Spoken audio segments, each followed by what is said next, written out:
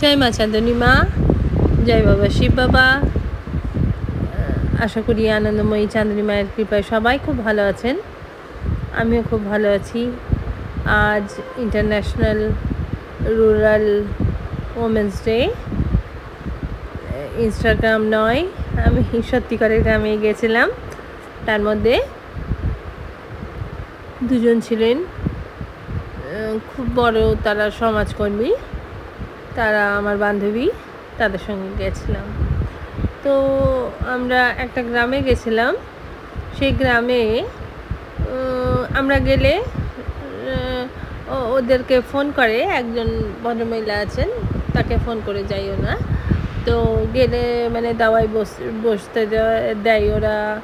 তারপরে যা থাকে ওদের ঘরে দেয়। তো এবার আমরা বিজয়ার পরে গেছি বলে একটু মিষ্টি নিয়ে গেছিলাম। তো ওখানে একজন বয়স্ক ভদ্রমহিলা আছে, যাকে দেখলে আমার নিজের মায়ের কথা খুব মনে পড়ে। তো সেই ভদ্রমহিলা একটু চমচম খেতে ভালোবাসেন, তো ওনার জন্য নিয়ে গেছি। তো উনি না আমাকে দেখে ফট করে বলেছেন যে, মা, তোমাকে দেখে আমার সব সময় মনে হয় তুমি রাজার মেয়ে।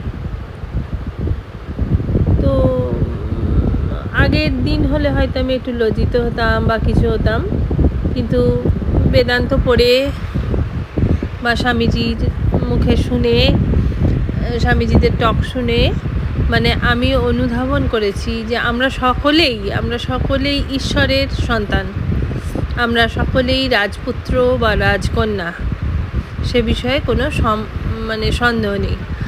আর আমাদের দিনহীন ভাব শোভা পায় না।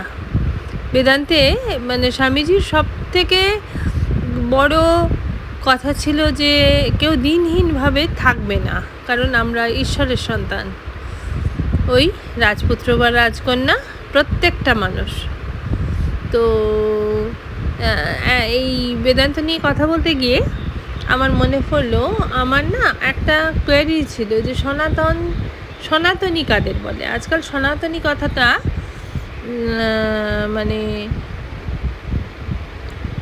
মানে খুব চলছে, খুব ফ্যাশনেই।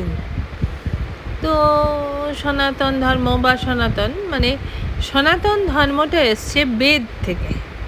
এটা আমি একটা স্বামীজির একটা লেকচারে শুনলাম এবং ভাবলাম, মানে আমার মতন যারা এই প্রশ্নটা করছেন বা করতে চাইছেন, তাদের জন্য আমার জানা এই ছোট্ট একটুকু বেদের জ্ঞানটা প্রকাশ করি।